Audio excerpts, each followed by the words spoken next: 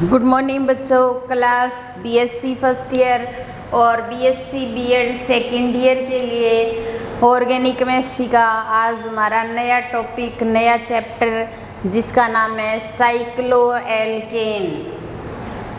Cycloalkane जिसके part number first की हम बात कर रहे हैं।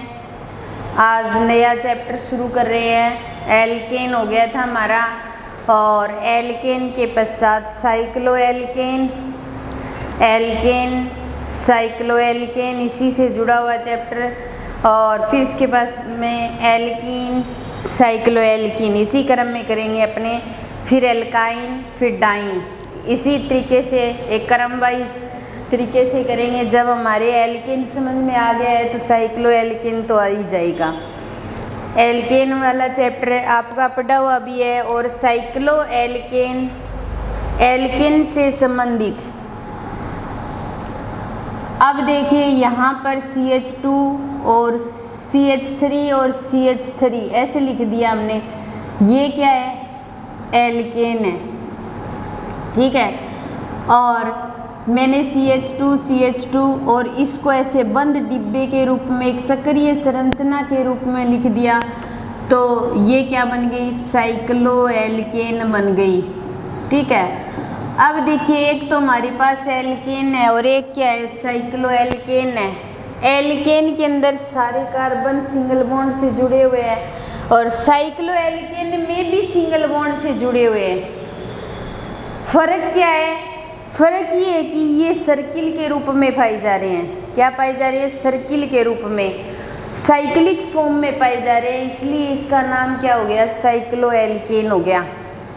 बाकी एल्केन की तरह ही होता है ये और इसे क्या बोला जाता है? एक समचक्रीय यौगिक बोला जाता है, एक समचक्रीय यौगिक बोला जाता है या फिर बोल सकते हैं होमोसाइक्लिक कंपाउंड। एक सर्किल फॉर्म होती है और उस सर्किल फॉर्म के अंदर सिर्फ कार्बन की श्रृंखला पाई जाती है तो वो कंपाउंड किस टाइप का होता है? समचक्रीय या होमोसाइक्लिक।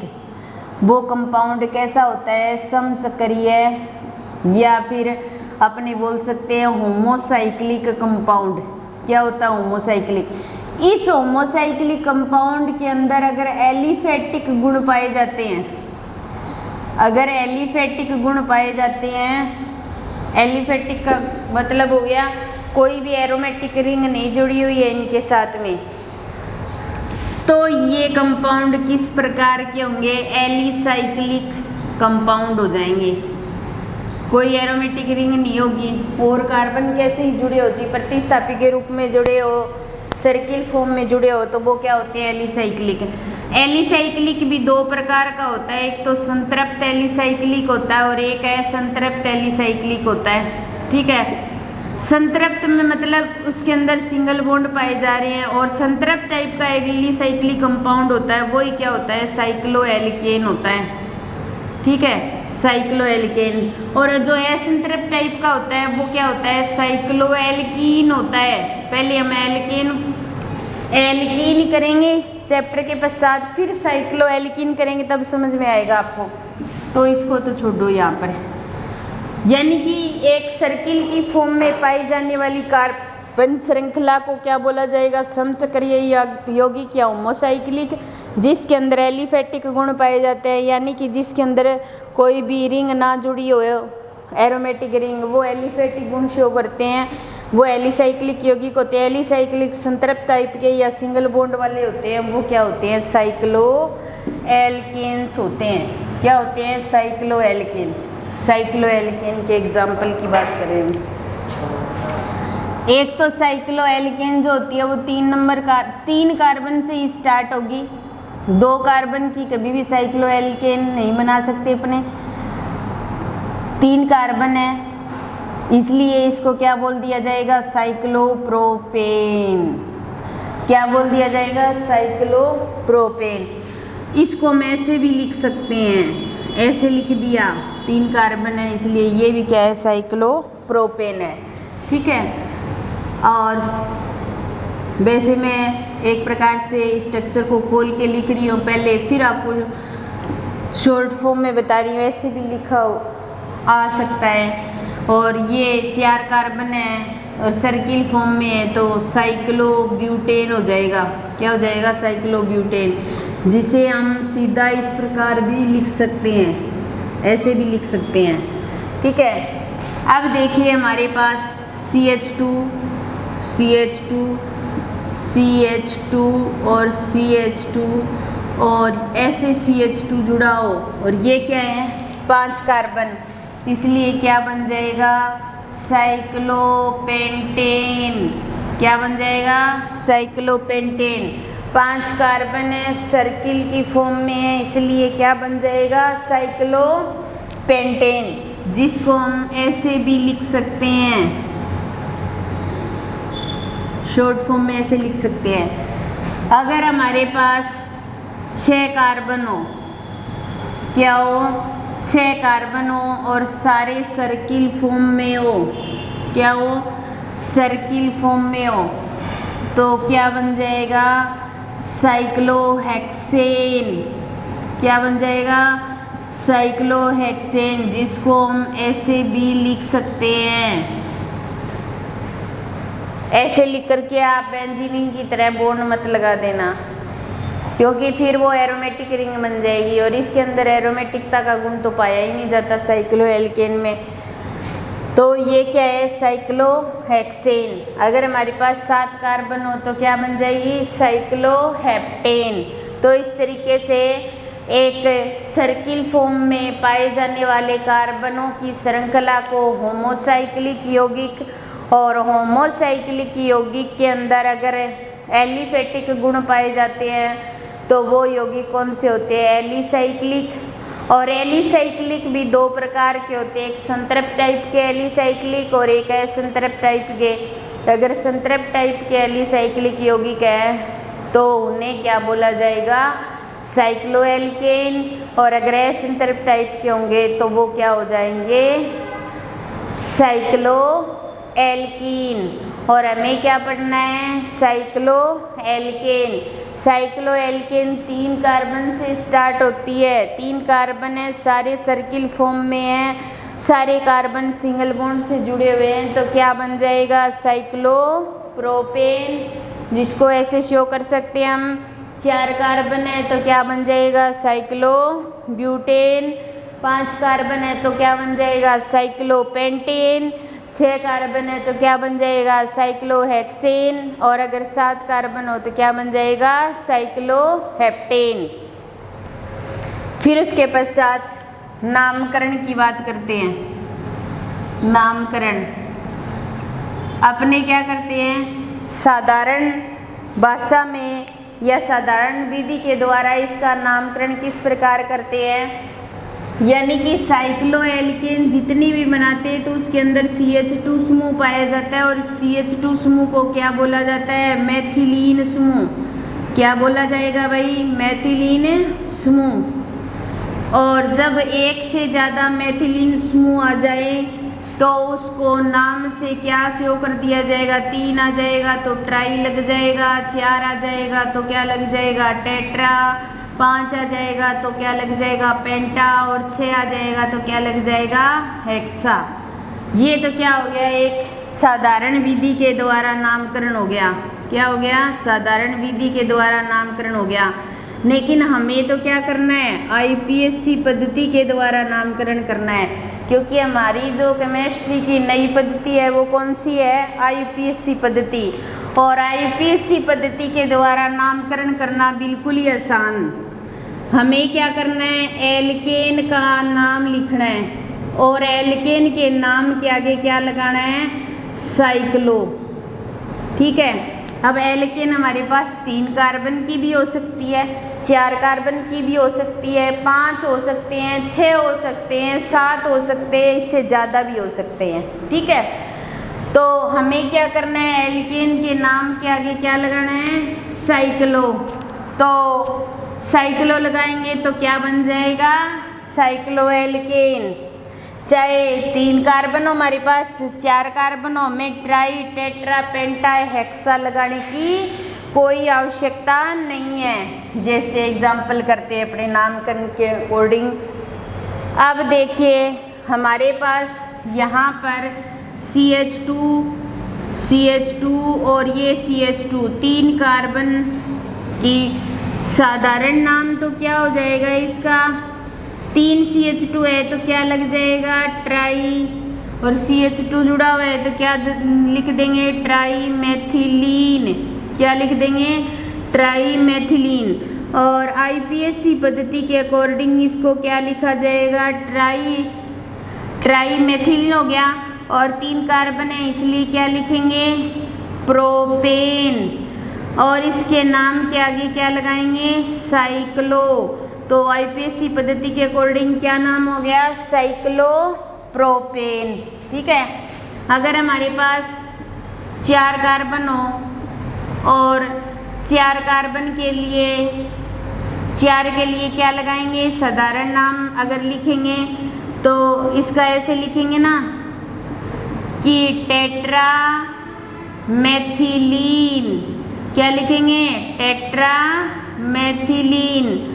और IPSC पद्धति के अकॉर्डिंग क्या लिखेंगे साइक्लो, सबसे पहले हमें क्या लगाना है साइक्लो, 4 कार्बन है इसलिए क्या बन जाएगा साइक्लो ब्यूटेन। अगर हमारे पास 5 कार्बन हो और 5 कार्बन के लिए अगर नाम लिखेंगे साधारण नाम अगर लिखते हैं हम 5 कार्बन के लिए तो क्या लग जाएगा पेंटा, 5 CH2 समूह है तो क्या बन जाएगा पेंटा मैथिलीन, क्या बन जाएगा पेंटा मैथिलीन। और अगर IPSC पद्धति के अकॉर्डिंग लिखें तो क्या बन जाएगा साइक्लो पेंटेन, क्या बन जाएगा साइक्लो पेंटेन। ठीक है, अगर हमारे पास 6 कार्बन हो और 6 कार्बन के अकॉर्डिंग साधारण नाम क्या हो जाएगा, 6 के लिए क्या लगाएंगे हेक्सा, और 6 CH2 समूह है हमारे पास तो साधारण नाम क्या हो जाएगा हेक्सा मैथिलीन, क्या हो जाएगा हेक्सा मैथिलीन। ठीक है, और IPSC नाम क्या हो जाएगा IPSC नाम हो जाएगा साइक्लो हेक्सेन, साइक्लो लगाएंगे 6 कार्बन के लिए क्या आ जाएगा हेक्सेन, तो क्या बन जाएगा साइक्लो हेक्सेन। तो इस तरीके से अपने साइक्लो एल्केन के नामकरण की बात की, जिसके अंदर हम नामकरण 2 तरीके से कर सकते हैं, एक साधारण विधि के द्वारा जिसके अंदर 3, 4, 5, 6 कार्बन के लिए ट्राई टेट्रा पेंटा हेक्सा लगाते हैं, और मैथिलीन समूह है तो पीछे मैथिलीन जोड़ दिया जाता है। और IPSC पद्धति के अकॉर्डिंग एल्केन का नाम लिखने से पहले उसके नाम के आगे साइक्लो लगा दिया जाता है तो क्या बन जाएगा साइक्लोप्रोपेन, साइक्लोब्यूटेन, साइक्लोपेंटेन, साइक्लोहेक्सेन। कुछ नामकरण तो हुआ। अब मान लो कोई प्रतिस्थापी जुड़ा हुआ है, कई बार क्या होता है CH2 की जगह CH ही आ जाता है। अब देखो हमारे पास यहाँ ये कंडीशन है CH3 CH2 और CH2। अब देखो ये सर्किल फॉर्म भी है, एलिफेटिक गुण भी पाए जा रहे हैं इसके अंदर, सारे बॉन्ड सिंगल भी जुड़े हुए हैं, सर्किल फॉर्म में है तो ये साइक्लो एल्केन तो है, ये तो निश्चित बात है। लेकिन यहाँ तो CH3 जुड़ा हुआ है और यहाँ क्या आ गया CH आ गया, लेकिन सब में हम क्या कर रहे थे CH2 कर रहे थे, सब में CH2 है तब तो साइक्लोप्रोपेन, साइक्लोब्यूटेन, साइक्लोपेंटेन, साइक्लोहेक्सेन लिख देते अपने IPSC पद्धति के अकॉर्डिंग। बाकी अपने को साधारण नाम लिखना नहीं होता, मैंने बता दिया आपको नॉलेज के लिए। बाकी IPSC पद्धति चलती है और IPSC पद्धति के अकॉर्डिंग नाम IPSC पद्धति के अकॉर्डिंग ही लिखा जाएगा।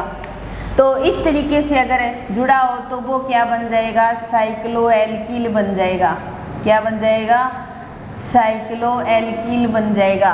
कहने का मतलब है कि हम सबसे पहले प्रतिस्थापी का नाम लिखेंगे, फिर उसके पश्चात एल्केन इसका नामकरण करेंगे, तो नंबरिंग करेंगे। 1 नंबर, 2, 3 और 4 कार्बन हो जाएंगे। 4 कार्बन है तो साइक्लोब्यूटेन बन गया। लेकिन 1 नंबर पर क्या है, मैथिल ग्रुप, तो 1 मेथिल साइक्लोब्यूटेन, इसका नाम क्या हो जाएगा, 1 मेथिल साइक्लोब्यूटेन।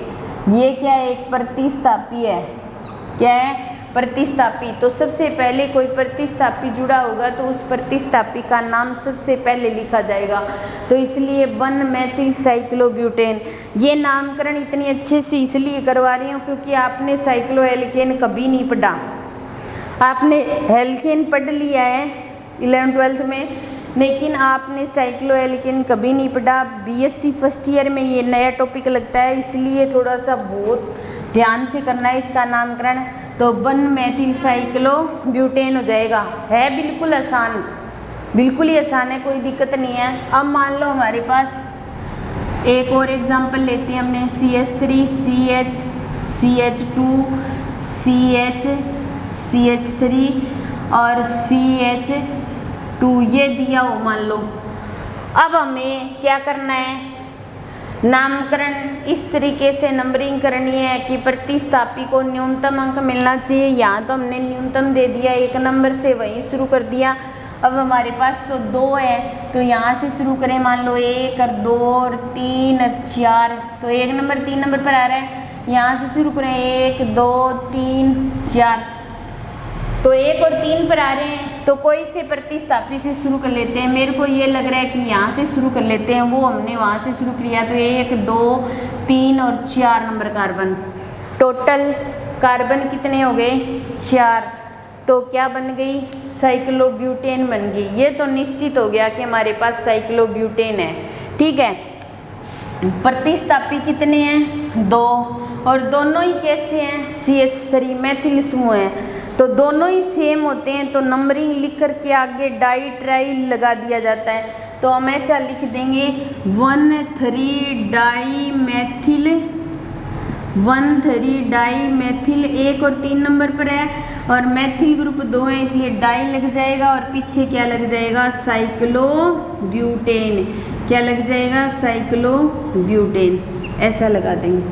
अब मान लो ऐसी कंडीशन हो कि हमारे पास क्या हो, प्रतिस्थापी अलग अलग प्रकार के हो। मान लो एक मैथिल और एक एथिल हो, तब हमें क्या करना पड़ेगा, मैथिल को प्राथमिकता देनी पड़ेगी, मैथिल को पहले, एथिल को प्राथमिकता देनी पड़ेगी, एथिल को ही पहले लिखेंगे हम, क्योंकि M से E पहले आता है अल्फाबेट के अकॉर्डिंग। तो मान लो यहाँ C2H5 जुड़ा हुआ है, और CH और CH2 और CH, और यहाँ CH3 जुड़ा हुआ है, और यहाँ CH2 ये दिया हुआ है मान लो। तो हम नंबरिंग यहाँ से शुरू करेंगे, ये बड़ा भी है साथ में, 2 और 3 और 4, तो ये क्या हो जाएगा, 1 एथिल हो जाएगा। ठीक है, और फिर उसके पश्चात 3 मैथिल हो जाएगा। ठीक है, और 4 कार्बन की श्रृंखला है तो इसके नाम के आगे क्या लगा देंगे, साइक्लो, और 4 कार्बन है इसलिए क्या बन जाएगा, ब्यूटेन। तो इसका नाम हो जाएगा 1 एथिल 3 मैथिल साइक्लोब्यूटेन। तो इस प्रकार हम साइक्लोएल्केन का नामकरण कर सकते हैं, जिसके अंदर IPSC पद्धति को काम में लेना है। सिर्फ CH2 की फॉर्म में हो तो हमें नाम के आगे सिर्फ साइक्लो लगा करके कितने कार्बन है वो गिन करके लिख देने हैं एल्केन की फॉर्म में। 3 कार्बन है तो प्रोपेन लिख देंगे, 4 कार्बन है ब्यूटेन, 5 है तो पेंटेन, हेक्सेन, हेप्टेन, ऑक्टेन, ऐसे लिख देंगे। ठीक है, अगर कोई प्रतिस्थापी जुड़ा है तो सबसे पहले प्रतिस्थापी को लिखेंगे, और प्रतिस्थापी को न्यूनतम अंक भी मिलना चाहिए। मैथिल समूह को 1 नंबर दे दिया तो 1 मैथिल साइक्लोब्यूटेन हो गया। अब 1 नंबर 3 नंबर पर मैथिल समूह है तो 1,3 डाई मैथिल साइक्लोब्यूटेन हो जाएगा, और 1 एथिल 3 मैथिल साइक्लोब्यूटेन हो जाएगा। तो इस तरीके से ये नामकरण हो गया। उसके पश्चात अपने साइक्लोएल्केन की बात करें, साइक्लोएल्केन का वर्गीकरण कर सकते हैं कार्बन की श्रृंखला के आधार पर कि साइक्लोएल्केन को कितने कितने भागों में बांटा जा सकता है?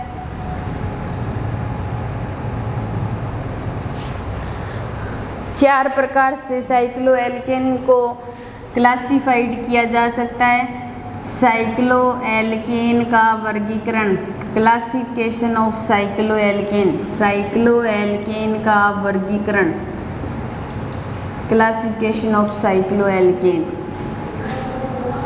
एक तो होती है निम्न वलय साइक्लोएल्केन, निम्न वलय साइक्लोएल्केन। एक होती है सामान्य वलय साइक्लोएल्केन,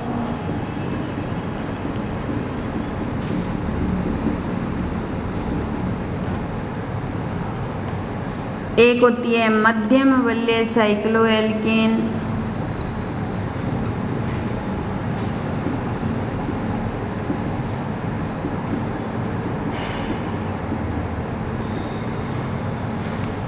एक होती है उच्च वलय साइक्लोएल्केन।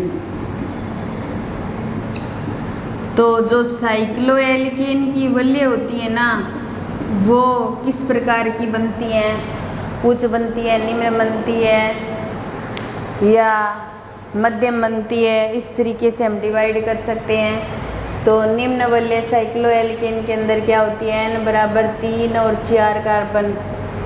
तो 3 और 4, n का मतलब क्या है? यहाँ पर कार्बन परमाणु की संख्या है, कार्बन परमाणुओं की संख्या को शो करता है ये, कार्बन परमाणु की संख्या को, यानी कि कितने कार्बन की रिंग बन रही है। ठीक है, तो n बराबर 3 और 4 कार्बन परमाणु। सामान्य वलय के अंदर n बराबर क्या होता है? 5 से 7, 5 से 7 कार्बन की जो वलय होगी वो सामान्य वलय हो जाएगी। और मध्यम वलय 7 से 11, 7 से 11 कार्बन की जो वलय होती है वो मध्यम वलय साइक्लोएल्केन होती है। और n बराबर क्या होता है? 12 से अधिक। अगर रिंग 12 कार्बन से अधिक की है तो वो क्या हो जाएगी? उच्च वलय साइक्लोएल्केन हो जाएगी। तो निम्न वलय साइक्लोएल्केन में 3 या 4 कार्बन, सामान्य वलय के अंदर 5 या 7, मध्यम वलय के अंदर 7 से 11 और उच्च वलय के अंदर 12 से अधिक कार्बन परमाणुओं की संख्या पाई जाती है। तो इस प्रकार हमने साइक्लोएल्केन का सामान्य परिचय, नामकरण और उसके क्लासिफिकेशन की बात कर ली। अब हम नेक्स्ट क्लास के अंदर इसके बनाने के मेथड पर बात करेंगे। आज की हमारी क्लास यहीं समाप्त होती है। धन्यवाद।